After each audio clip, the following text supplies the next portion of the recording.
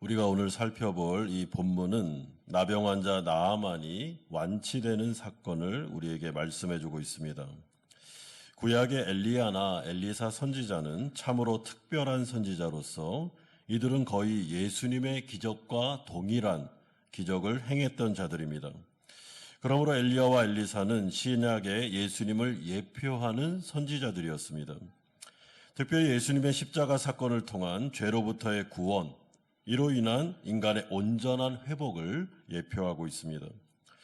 이런 점에서 인간의 근본적인 치료는 하나님과의 바른 관계가 회복되는 죄로부터의 치료가 최우선되어야 합니다. 그러므로 죄란 하나님 없이도 살아갈 수 있다고 착각하는 교만한 태도를 말해주고 있습니다. 따라서 하나님과의 바른 관계 없이는 우리에게는, 모든 인간에게는 진정한 행복도 없는 것입니다. 하나님께서 오직 은혜로 우리에게 선물로 주신 영원한 삶에는 우리의 영적인 행복뿐만 아니라 현실적인 문제나 이 세상에서의 먹고 사는 문제나 자녀의 문제, 또한 직장과 사업장의 문제나 모든 삶의 문제를 해결해 주시고 책임져 주시는 하나님의 약속이 포함되어 있습니다. 그러니 우리가 기도하는 것입니다. 그리고 총체적인 치료와 회복을 위해서 하나님 앞에 기도할 수 있습니다. 영적인 문제만을 기도하는 것도 아니고 또한 현실적인 문제만을 기도하는 것도 아니며 우리는 하나님 앞에서 모든 문제를 가지고 나아가 기도할 때 응답받을 수가 있는 것입니다. 그리고 하나님은 담대하게 기도할 것을 원하고 계시며 그 기도를 들으시고 우리 가운데 넉넉히 채워주시는 기적을 베풀어 주시기를 원하고 계십니다. 그러므로 나병 환자 나아만의 치료되는 이 사건을 통해서 우리가 오늘 하나님 앞에서 영적인 유익과 또한 우리의 문제가 해결되는 그런 은혜가 우리에게 있기를 소망합니다. 첫 번째로 나병 환자 나아만의 모습이 1절에 소개되고 있습니다. 오늘 본문은 아람의 군대 장관이었던 나아만에 대한 이야기인데 1절에 나아만의 그 소개가 굉장히 화려하게 나오고 있습니다. 아람의 군대 장관이라는 것은 아람의 군대의 총사령관을 말하는 것으로 왕 다음에 서열을 의미합니다. 아람 왕 앞에서 크고 존귀하다라는 것은 아람 왕의 총망을 받아 권세가 높고 부귀영화가 대단했던 존재다라는 것을 나타내고 있습니다. 왜냐하면 이 사람 나아만은 전쟁 가운데 큰 승리를 거둔 큰 용사였기 때문이었습니다. 따라서 아람 사람 이방인 나아만은 그야말로 인격적으로 볼 때는 남부러울 것이 전혀 없는 모든 것을 다 가진 사람이었습니다. 모든 사람이 부러워할 만한 지위와 권력과 부와 존경을 받는 사람이었습니다. 그러니까 정말 이 사람만큼 어떻게 보면은 세상적인 복을 이렇게까지 많이 받을 수 있어? 라고 생각할 정도의 인물이었습니다.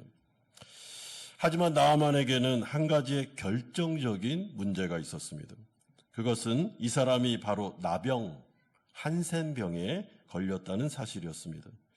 여러분, 고대 사회에서 나병은 불치의 병으로서 피부에 문제가 발생하는 병입니다. 그러니까 이것은 인간으로는 고칠 수 없고 하나님께서만 고칠 수 있는 병으로 구약에는 기록되어 있으며 그리고 하나님으로부터 저주받은 병이다라고 소개해주고 있습니다. 따라서 아마 이 사람 나아만은 자신의 힘과 능력을 가지고 수단과 방법을 총동원해서 모든 재산을 다 들여서라도 이 나병을 고치기 위해서 노력했을 것이 분명합니다. 하지만 이 병은 인간의 의술로도 이방의 주술적인 방법으로도 고칠 수가 없었습니다. 그러니 얼마나 이 나아만에게 있어서는 절망적인 여러분 상황이었겠습니까? 모든 걸 다 가졌는데 오직 이 나병이라는 질병 하나 때문에 거의 죽은 것과 같은 저주받은 인생을 살고 있으며 불행한 인생을 살고 있었으니 가지고 있는 지위와 권세와 부와 이 모든 것들이 아무것도 아닌 것처럼 굉장히 마음속에 불행한 인생을 살고 있었습니다. 이것만 없다면 이것이 바로 나아만의 한탄이었습니다. 여러분, 이처럼 우리가 인생을 살아갈 때는 다른 모든 것은 다 괜찮은데 한두 가지의 결핍, 그 문제 때문에 우리의 인생이 불행하다라고 느낄 때가 있습니다. 예를 들면 불치의 병이 찾아왔을 때 굉장히 재산은 많고 그리고 외모도 뛰어나고 잘생기고 그랬는데 내 힘으로 고칠 수 없는 그 질병의 문제가 왔을 때, 가족의 아픔으로 인해 마음이 너무나도 힘들고 어려울 때, 자녀가 마음고생하기 때문에 정말 다른 건 다 괜찮은데 이 문제 때문에 내 마음속에 어려움이 찾아올 때, 또한 경제적인 어려움으로 인해서 어떤 특정한 사람과의 관계 때문에 우리 인생 가운데 이 결핍으로 인해서 어려움을 당할 때가 있습니다. 그래서 내 인생은 불행하다라고 느낄 때가 있는 것입니다. 여러분, 이런 분들에게 가가지고 아니 당신에게는 부도 있고 아니 이렇게 좋은 가족도 있고 얼굴도 잘생겼고 근데 뭐가 문제요? 라고 말하면 여러분 안 됩니다. 왜냐하면 그분에게 있어서 그 한두 가지의 결핍은 결정적으로 어려운 문제이기 때문에 그렇게 쉽게 말할 문제가 아니라는 것입니다. 나아만에게 있어서 이 나병은 모든 걸 다 가졌지만 자신을 불행하게 만들고 있는 요소였습니다. 그런데 오늘 본문은 반전을 보여주는데 나아만은 이 결핍으로 인해서 하나님을 만나고 은혜를 경험하는 계기가 마련됩니다. 여러분, 나병이 좋다고 말하는 게 아닙니다. 이거는 불치의 병이고 어떻게 보면 굉장히 안 좋은 것입니다. 사람에게 와서는 큰 어려움이죠. 나병이 좋고 결핍이 좋은 거다 이렇게 말하는 게 아니고, 그럼에도 불구하고 이 결핍은 나아만으로 하여금 가장 중요한 여호와 하나님을 만날 수 있는 계기를 마련해 줬다는 것입니다. 왜냐하면 아람의 군대 장관 나아만은 절대로 나병만 아니었다면 하나님께로 나올 수 없는, 하나님께로 갈 게 거의 0%에 되는 사람이었기 때문입니다. 그는 고위직이었습니다. 이방인이었습니다. 남부럽지 않게 살았습니다. 물론 자신의 우상을 섬겼겠죠. 그러나 여호와 하나님을 섬길 만큼 그는 그렇게 부족함이 없었던 사람입니다. 그런데 이 결핍이 영적으로 볼 때는 나쁜 게 아니었습니다. 여러분, 우리가 인생을 살아가면서 이 문제가 이토록 어려운 것입니다. 영적으로 보면 이 문제가 나를 하나님께로 데려갔습니다. 인간적으로 보면 어렵습니다. 그러면 이것은 여러분 손해입니까? 이득입니까? 성경은 어마어마한 이득이다라고 말해주고 있습니다. 이 나아만은 이 나병 때문에 엄청난 복을 받은 사람이다. 이거는 영적으로 보면 유익이다라고 말씀해 주는 것입니다. 여러분, 우리의 인생 가운데 특별히 성도들에게도 이 세상을 살아가며 결핍이라는 것이 있습니다. 내가 예상하지 않았던 어려움이 나에게 갑자기 찾아올 때가 있습니다. 그럼 당황스럽죠. 그러나 그럴 때마다 하나님은 그 문제를 우리에게 알려주시면서 합력해서 선을 이루시는데, 그 문제를 통해서 우리를 겸손케 하시든지 아니면 하나님과 밀착하게 하시든지 아니면 신앙이 굉장히 진지하게 하시든지 하나님은 그 결핍을 사용해서 그 사람의 신앙을 터치한다고 말씀해주고 있습니다. 또한 구약 성경에서 나병은 질병 이상의 영적인 의미를 가지고 있었습니다. 여러분, 이스라엘 백성들에게서 이 나병은 인간의 죄를 상징하는 것이었습니다. 즉, 인간의 모든 불행의 원인은 인간의 힘으로 절대로 해결할 수 없는 세력, 죄에서 오고 있음을 이 수많은 병을 통해서 우리에게 알려주고 있는 것입니다. 따라서 우리는 나아만의 질병뿐만 아니라 이 문제를 영적인 시각으로도 바라볼 수 있어야 됩니다. 여러분, 인간에게 있어서 죄는 모든 불행의 원인입니다. 따라서 죄가 나병과 다른 점은 죄는 강력한 파워를 가진 세력이라는 점에서 다릅니다. 여러분, 그렇기 때문에 죄는 우리가 스스로 통제할 수 없습니다. 통제되지 않는 욕망, 그것이 바로 죄가 되는 것인데 그게 우리를 불행하게 만든다는 것입니다. 그러면 어떻게 해야 됩니까? 여러분, 통제되지 않는 욕망이 우리 안에 있습니다. 그리고 이것이 우리를 불행하게 만들고 있습니다. 하나님과의 관계를 소원하게 만들고 있습니다. 내가 어떻게 할 수 없는 문제가 인간에게 들이닥쳤습니다. 우리가 어떻게 해야 되는 것입니까? 오늘 이 나아만을 통해서 분명하게 알려주는 것은 죄의 문제는 인간 스스로 해결할 수 없음을, 그러므로 인간은 절대로 저주에서, 정죄에서, 불행에서 스스로 해방될 수 없다고 말해주고 있습니다. 나아만처럼 하나님 앞으로 가야 됩니다. 엘리사라는 선지자, 말씀의 통치를 받는 복음 앞으로 반드시 가야 됩니다. 거기에서만 죄가 해결될 수 있으며, 그러므로 근본적인 치료와 회복은 복음 예수 그리스도를 통하여 우리에게 나타날 수 있다라고 말씀해 주는 것입니다. 두 번째는 이러한 가운데 나아만의 귀에 들린 복음이 2절에서 8절까지 나오고 있습니다. 여러분, 인생의 불행 가운데 살고 있던 나아만에게 정말 많은 노력을 했음에도 불구하고 불행의 원인이었던 이 불치의 병, 이 나병을 치료하지 못했던 나아만에게 이스라엘에서 잡혀온 어린 소녀를 통해서 아주 복된 소식, 복음이 들려지게 됩니다. 3절에 그의 여주인에게 이르되 우리 주인이 사마리아에 계신 선지자 앞에 계셨으면 좋겠나이다. 그가 그 나병을 고치리이다 하는지라. 나아만과 포로로 잡혀온 어린 소녀는 신분상의 극단적인 차이를 보여주고 있습니다. 나아만은 세상적으로 굉장히 대단한 인물이고 아주 유명한 사람이며 아주 중요한 사람입니다. 반면에 어린 소녀는 굉장히 천한 신분을 가지고 있으며 아무도 거들떠보지 않았던 여인이었습니다. 하지만 영적으로는 어떻습니까? 여러분, 이 어린 소녀가 나아만보다 유리한 위치에 있었습니다. 왜냐하면 이 어린 소녀는 하나님의 능력에 대한 비밀을 알고 있었고 그 능력을 믿고 있었으며 그 능력을 소개할 정도로 하나님의 은혜 안에 머물러 있었던 여인이었기 때문에 그렇습니다. 이 여인은 비록 포로였고 그리고 하녀였고 여종이었지만 그 위대한 막 바라볼 수도 없었던 엄청난 총사령관을 앞에다 두고 이 어린 소녀가 자기에게 있는 복음을 그에게 소개해주고 있습니다.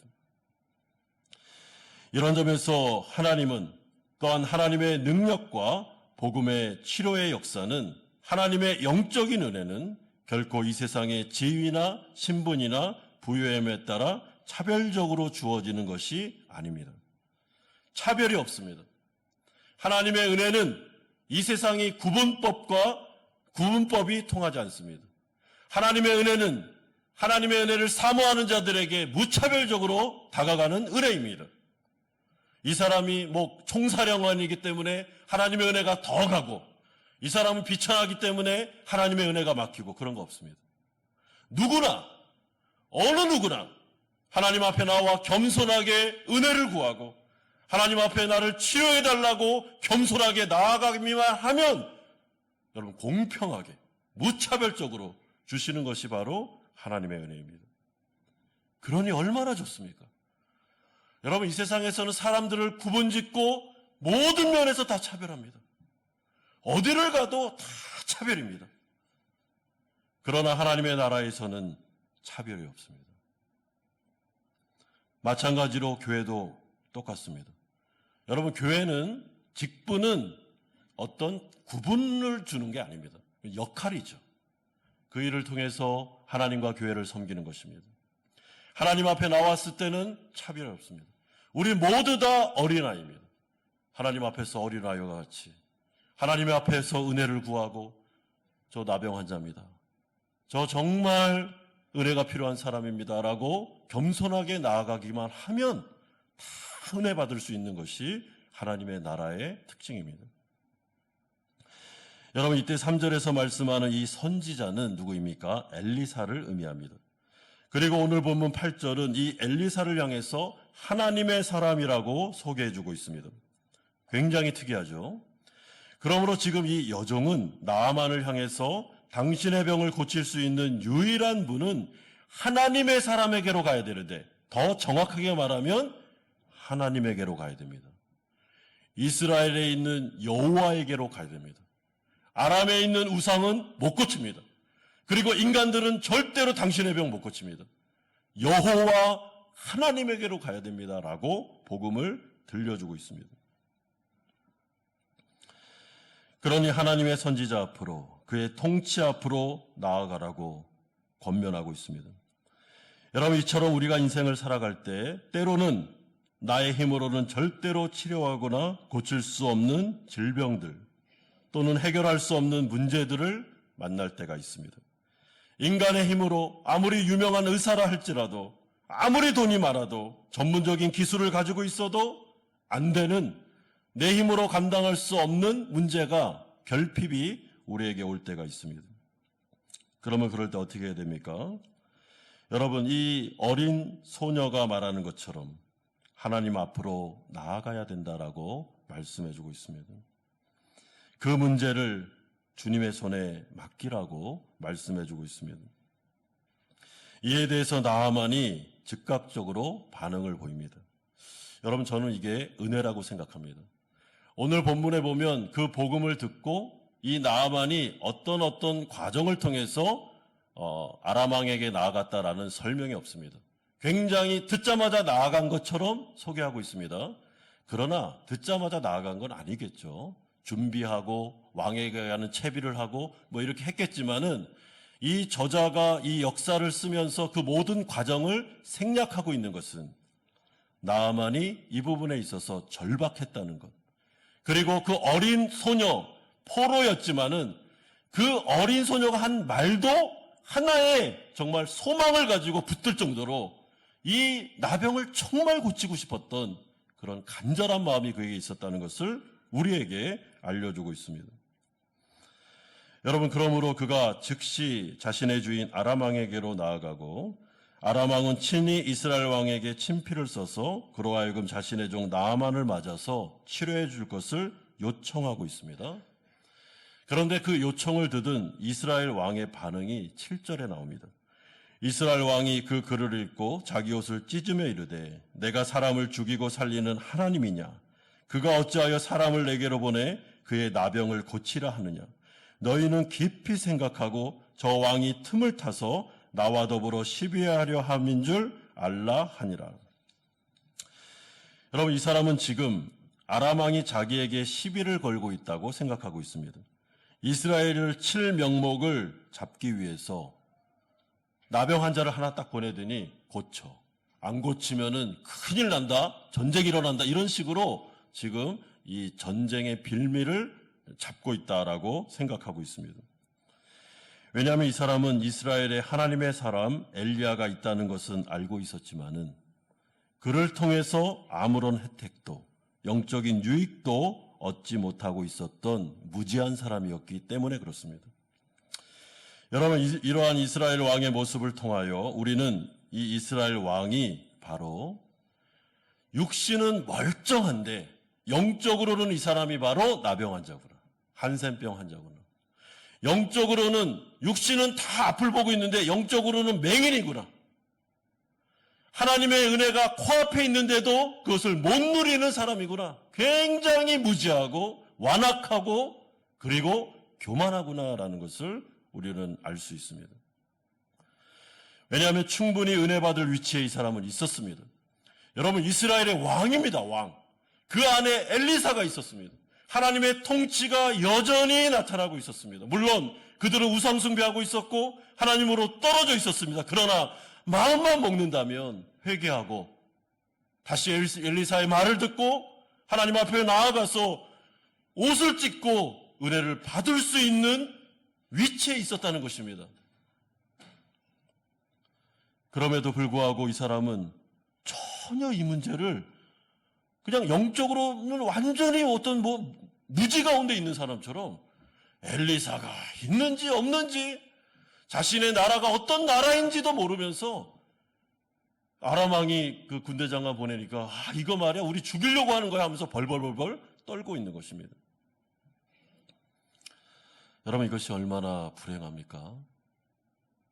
마치 하나님 나라 백성들이 하나님의 통치를 받고 있으며 하나님의 은혜 안에 머물면서도 예수를 믿는 순간 예수 안으로 들어가 그분의 통치와 그분의 돌보심과 책임져 주심을 우리는 귀로는 다 듣고 있는데 누리지 못하는 것처럼, 은혜 안에 있는데 은혜를 하나도 못 누리는 그런 영적인 고아와 같이 사는 것과 비슷한 처지입니다.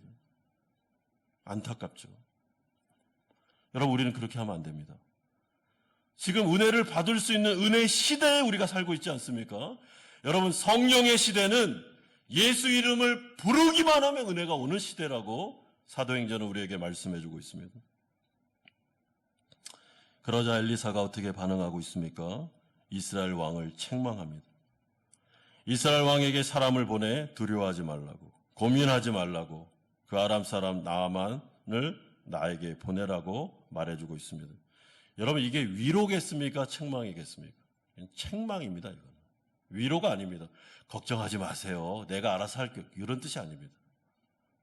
어떻게 이스라엘 왕이 돼가지고 하나님의 은혜도 모르고 하나님의 치료가 이루어지는 능력이 우리한테 있다는 것도 모르고 그렇게 당신은 무지하게 살 수 있느냐라고 책망하는 것입니다.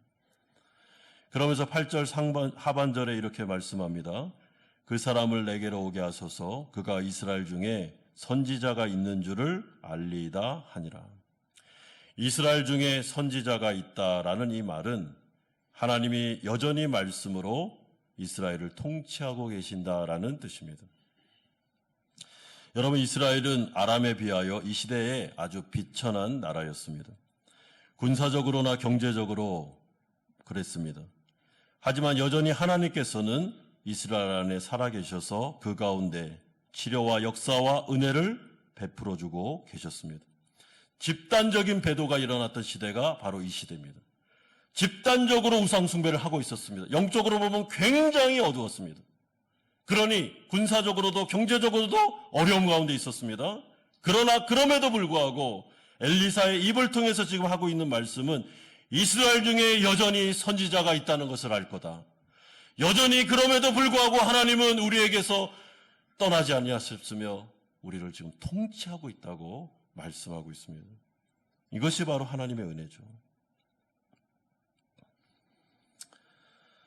여러분, 하나님의 말씀과 통치와 은혜가 이스라엘 안에 사라지지 않았습니다. 그리고 나아만과 같은 이 이방인 사람, 아람 사람이 바로 그 안에 있었던 수많은 이스라엘 백성들은 못 누렸던 은혜를 이 이방의 변방에 있었던 이 사람이 그 은혜를 누리고 치료와 회복을 경험하면서 회심하고 구원받고 돌아가는 역사가 나타나게 되는 것입니다. 여러분, 이스라엘 안에 있었던 사람들은 하나도 이 혜택을 못 받았는데 이방인들은 혜택을 누렸다라는 것이 우리에게는 안타까울 뿐이죠.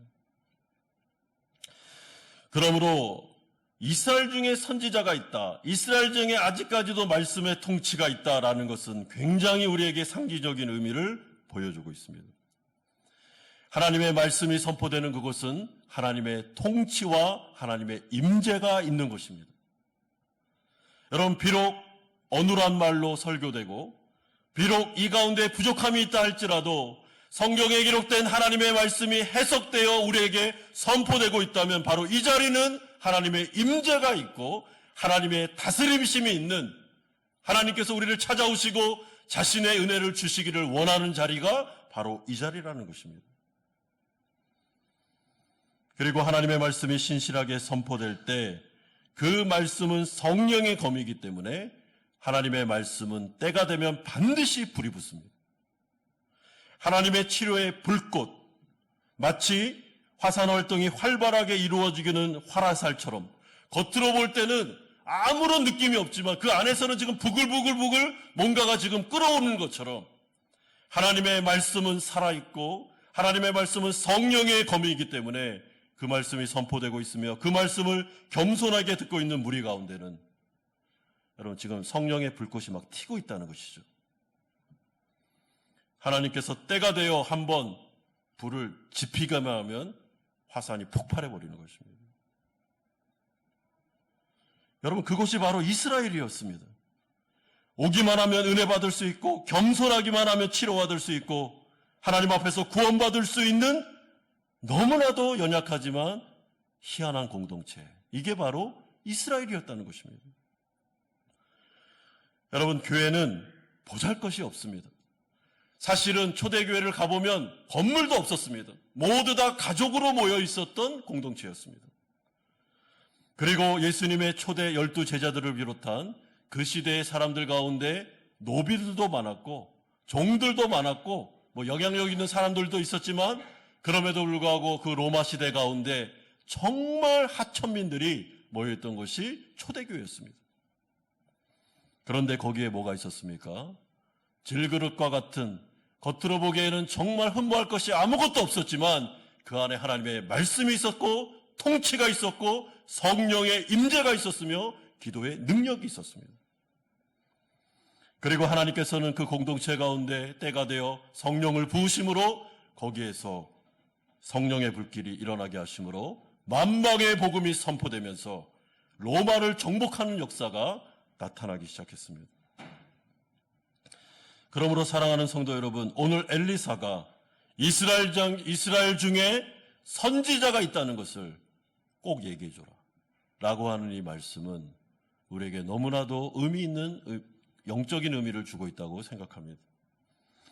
하나님의 말씀에 통치가 있는 공동체, 하나님의 말씀이 부족하지만 선포되고 있는 그 무리들, 겉으로 보기에는 흠모할 것이 아무것도 없는, 세상적으로는 정말 볼 게 없는 그 가운데 하나님의 말씀이 선포되고 있다는 것을 얘기해줘라. 그리고 때가 되면 화라산처럼 화산이 폭발하는 역사가 나타날 텐데, 물론 하나님의 주권이지만 엘리사의 마음속에 지금 그 불이 붙고 있는 것이죠. 따라서 우리가 모인 이곳은 여러분 너무나도 중요한 곳입니다. 오늘 금요일날 우리가 하나님의 말씀으로 여러분들의 시간을 내어 이 자리에 왔습니다. 여러분, 우리는 하나님의 임재가 있는 곳으로 온 것입니다. 눈을 들어보면 다 사람들밖에 보이지 않죠. 그러나 이 자리에 성령이 운행하고 계십니다. 하나님께서는 두세 사람이 내 이름으로 모인 곳에 내가 반드시 너희와 함께 하겠다라고 말씀하셨습니다. 이 믿음이 없다면 우리는 사람들만 보고 돌아갈 것입니다. 실망하고 돌아갈 것입니다. 그러나 눈을 들어 영광의 왕을 보십시오. 하나님을 보십시오. 성령의 은혜를 기대하십시오. 거룩하신 하나님의 말씀이 선포될 수 있도록 이스라엘 중에 선지자가 있었다는 것을 알 수 있도록.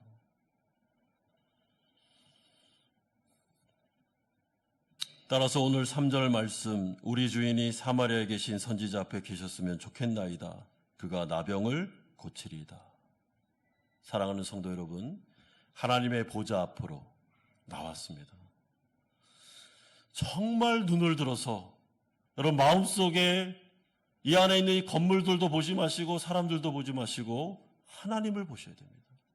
우리의 소망은 하나님에게 있는 것이고 우리의 기도하는 그분은 하나님이시며, 우리는 허공을 대고 지금 호소하는 것이 아니라 살아계시고 인격적이시고 우리의 기도를 들으시는 전능하신 하나님 앞에 기도하고 있다라는 것을 꼭 기억하셔야 됩니다. 마지막 세 번째로, 그러면서 나아만에게 겸손을 요구하시는 하나님의 모습이 9절에서 14절까지에 나오고 있습니다. 여러분, 이제 나아만은 어떻게 하고 있습니까? 이스라엘의 왕의 안내를 받아서 엘리사를 찾아갑니다. 그러자 엘리사는 나아만을 대하면서 문 밖으로 나와 영접하지를 않고 있습니다. 그러면서 오직 하나님의 말씀만을 종 게하시를 통해서 나아만에게 전달하고 있습니다. 여러분, 이 장면에 대해서 그 신학자들이 말하기를 지금 엘리사의 집 문 앞에 서 있다고 보면 안 되고 좀 멀찍이 그 자신의 군대와 그리고 굉장히 좋은 말을 타고 아주 근엄한 모습으로 저기 있는 문을 향해서 자신의 종을 보내서 나아만이 왔다고 그래, 이런 식으로 지금 서 있는 모습을 연상하라고 얘기해주고 있습니다. 나아만이 왔다고 아람의 총사령관 나아만이 왔다고 엘리사에게 전해라. 이렇게 하고 있는 것입니다. 그럼에도 불구하고 엘리사는 10절에 엘리사가 사자를 그에게 보내 이르되 너는 가서 요단강의 몸을 7번 씻으라. 네 살이 회복되어 깨끗하리라 하는지라 라고 하면서 나와서 쳐다보지도 않고 말씀만 딱 줍니다. 여러분, 엘리사가 지금 왜 이렇게 하고 있을까요? 그것은 하나님께서 나아만의 겸손을 테스트하고 싶으셨기 때문입니다. 하나님의 은혜는 겸손한 자들에게만 흐르는 법칙이 있기 때문입니다. 이거는 불변의 법칙입니다. 하나님의 은혜는 교만한 자에게는 절대로 가지 않습니다. 하나님의 은혜는 겸손한 자에게 가는 것입니다. 그렇다면 하나님 앞에서 겸손이란 무엇이겠습니까? 하나님의 말씀만을 소중하게 여기며 믿는 믿음으로 증명되는 것이 겸손입니다. 자신이 얼마나 비천한 죄인지를 깨닫고 내가 지금 누구 존전 앞에 와 있는지를 아는 사람, 나만이 왔다 그래 이렇게 거들먹거리는 게 아니라 나와 같이 죄인이 이 비천한 하나님 앞에서 감히 나아갈 수도 없는 미물과 같은 존재가 지금 하나님 앞에 나와 있습니다라는, 제가 하나님의 은혜를 구하면서 나와 있습니다라는 그 겸손함, 그것이 하나님의 은혜를 흐르게 하는 것입니다. 그러므로 하나님께서는 지금 마지막으로 나아만의 믿음을 테스트하십니다. 네가 하나님 앞에서 겸손하느냐, 네가 하나님의 은혜를 받을 자격이 있느냐라는 것을 말씀해 주는 것이죠.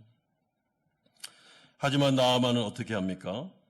그는 굉장히 엘리사의 태도에 대해서 자존심 상해하면서 붕괴하고 있습니다.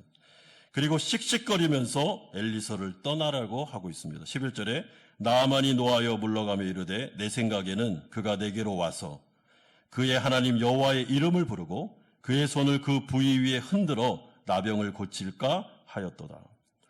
여러분, 이것이 바로 나아만이 하나님의 사람 엘리사에게 기대했던 태도입니다. 왜냐하면 늘 자신을, 다른 사람들은 늘 이런 식으로 되어 있습니다. 나아만이 왔다고 그래? 그러면은 막 맨발로 뛰어나와서 절을 하고 막 오셨습니까? 이게 늘 이런 대우를 받았던 게 나아만의 삶이었습니다. 여러분, 아람에 있었던 그 이방 신들 찾아가면, 우상들 딱 찾아가면 거기 신전에 있는 신을 섬기고 있는 제사장들이 나와서 막 맨발로 뛰어나와가지고 아이고 우리 나아만 장군이 오셨네 하면서 막 극진하게 대접하고, 그리고 안수도 막 여러 번 해주고 머리가 막 다 뽀개질 정도로 막 눌러가면서 해주고, 그렇게 했던 것이 여태까지 늘 그렇게 했으니까 엘리사도 당연히 그렇게 하겠지라고 생각했던 것이죠. 나아만 같은 자들에게는 특별 대우를 받는 것이 너무나도 익숙했던 것입니다. 하지만 엘리사는 달랐습니다.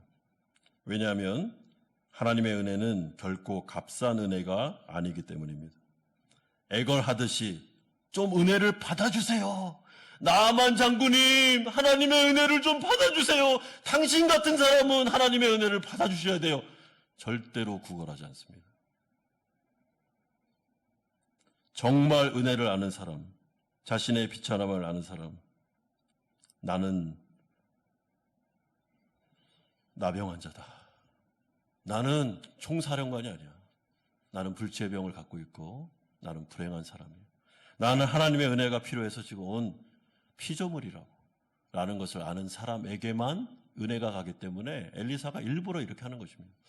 여러분, 제가 엘리야와 엘리사를 설교할 때 항상 말씀드렸던 건데, 엘리사와 엘리야는 자신이 임의대로 하지 않습니다. 늘 하나님 앞에서 음성을 듣고 행동하는 사람입니다. 그러므로 하나님께서 엘리사에게 지금 말씀하신 것입니다. 절대로 나아만을 극진히 대우하지 마라. 빈정상할 정도로 딱 말만 해. 내가 그 사람 테스트하겠다라고 말하고 있습니다. 여러분, 그러자 나아만의 종들이 자신의 주인에게 말하는 내용이 13절에 나옵니다. 그의 종들이 나와서 말하여 이르되 내 아버지여, 선지자가 당신에게 큰 일을 행하라 말하였다면 행하지 아니하였으리이까. 하물며 당신에게 이르기를 씻어 깨끗하게 하라 함이니까 하니. 여러분, 이 말의 핵심이 이렇습니다. 아니 주인님, 요단강에 몸을 7번 넣었다 빼는 게 뭐 그렇게 어렵습니까? 아니 뭐 그렇게 자존심 상하는 일입니까? 물론 이렇게 얘기 안 했겠죠. 좀 쉽게 이제 제가 얘기하는 겁니다. 선지자가 주인님을 영접하지 않았다고 왜 그렇게 화를 냅니까? 지금 그게 중요합니까? 한번 생각해 보십시오. 좀 더 적나라하게 말하면, 아니 당신 나병 환자 아닙니까? 뭐 나병 환자가 병 고치러 와놓고 이렇게 불평이 많습니까? 뭐 이렇게 불평이 많고, 뭐 이렇게 고자세고, 뭐 이렇게, 아니 나병 고치러 왔는데 그 가서 좀 7번 하면 안 됩니까? 라는 것이 종들의 답변이었습니다. 꼭 장관 대접 받아야 되겠습니까? 라는 것이죠. 여러분, 그런데 참 이제 대단한 게 나오는데, 나아만이 여러분 이의 말을 듣고 겸손하게 요단강 물에 가서 7번 몸을 담그고 있습니다. 여러분, 여기서 7이라는 숫자는 완전수를 말합니다. 그러니까 7번 담았다는 것은 나아만의 마음속에 하나님의 은혜가 임함으로, 겸손함이 임함으로, 엘리사를 통해 주신 하나님의 그 명령, 말씀에 대해서 온전하게 순종한 것을 의미하는 것입니다. 그러니까 한 번부터 6번까지 담갔을 때는 나병이 고쳐지지 않았습니다. 한 번 담그니까 좀 좋아지고, 2번 담그니까 더 좋아지고, 이게 아니고 한 번부터 6번까지는 아무 변화가 없었습니다. 7번째 딱 담그니까 치료가 된 것입니다. 그것도 어린아이의 살같이 완벽한 회복을 경험하게 됩니다. 뭘 통해서요? 하나님의 말씀에 대한 겸손한 태도, 단순한 믿음, 자신의 총사령관이라는 직분을 내려놓고, 신분을 내려놓고, 자기가 거느리고 왔다는 그 모든 것들 거들먹거리지 않고, 하나님 앞에서 겸손하게, 저 나병 환자입니다, 저 치료받으러 왔습니다, 저를 불쌍히 여겨 주시옵소서 라는 마음으로 겸손하게 그 말씀에 순종해서 7번 몸을 담궜을 때 치료가 됐는데, 어린아이와 같은 피부, 여러분 어린아이 같은 피부 아시죠? 예전에 저도 우리 첫째, 둘째 낳고 그 피부가 얼마나 만지고 싶은지, 특별히 죄송한 말인데 그 엉덩이에다가 이렇게 볼을 많이 비볐습니다. 피부가 얼마나 그 야들야들, 배곡 같은지. 아무리 화장을 하고 아무리 떼수건으로 밀어도 안 되는 피부, 그게 바로 어린아이와 피부죠. 이것은 하나님만이 고칠 수 있는 완벽한 치료를 말하는 것입니다. 사랑하는 성도 여러분, 그러므로 나아만의 위대한 점이 바로 여기에서 부각되고 있습니다. 그는 자신의 자존심과 체면과 자신이 가지고 있는 모든 것들을 하나님의 은혜 앞에서 내려놓을 줄 아는 사람이었습니다. 그리고 하나님 앞에 절박했습니다. 물론 교만한 적도 있었지만 다른 사람의 말을 들었습니다. 이게 겸손이죠. 아니 뭐 그렇게 나병 환자가 뭐 그렇게 자존심이 세냐고. 하나님의 말씀과 은혜 받으러 왔으면 은혜를 받으면 되는 거 아니냐고 하는 그 말을 들은 것입니다. 종들의 말을. 여러분, 이 당시에 권위자가 자신의 종들의 말을 듣겠습니까? 나아만은 어린 포로민 여종과 또한 지금 자신의 그 부하들의 말을 듣고 있는 것이죠. 이게 바로 겸손입니다. 그러므로 우리가 하나님 앞에 나와 은혜 받기 위해서는 여러분 이 나아만처럼 하셔야 됩니다. 하나님 앞에 나와서까지 목을 곧게 세우고 한번 은혜 주셔보세요, 이런 식으로는 은혜 못 받습니다. 진짜 겸손하게 말씀 앞에서, 이 나아만의 말씀은 오늘 나에게 주시는 말씀이다, 내가 이 말씀을 붙잡고 싶다, 나에게 있는 결핍, 나에게 있는 이 죄에 대한 문제를 오늘 해결받고 싶다, 하나님의 은혜가 나는 절실한 사람이다 라는 심정으로 나아갈 때 하나님의 은혜가 우리에게도 임하게 되는 것입니다. 그러므로 사랑하는 성도 여러분, 오늘 이 말씀을 통해서 우리가 하나님 앞에 나아가 기도할 때 나아만을 치료하셨던 하나님의 능력은 지금 성령의 시대를 살아가고 있는 바로 이 자리, 하나님의 통치와 임재가 있는 바로 이 자리에 있음을 기억하면서 겸손한 태도를 가지고 하나님 앞에서 부르짖으면서 기도함으로 여러분의 인생의 어려움의 문제와 결핍의 문제와 또한 죄의 문제가 해결됨으로 다시 한번 우리 안에서 성령이 충만하게 역사하고 또 다시 한번 행복한 마음이 우리 가운데서 살아나면서 인생 가운데 하나님으로 인하여 즐거워하고 삶의 쉼을 얻으시는 우리 성도님들 되시기를 주 예수 그리스도의 이름으로 축원드립니다.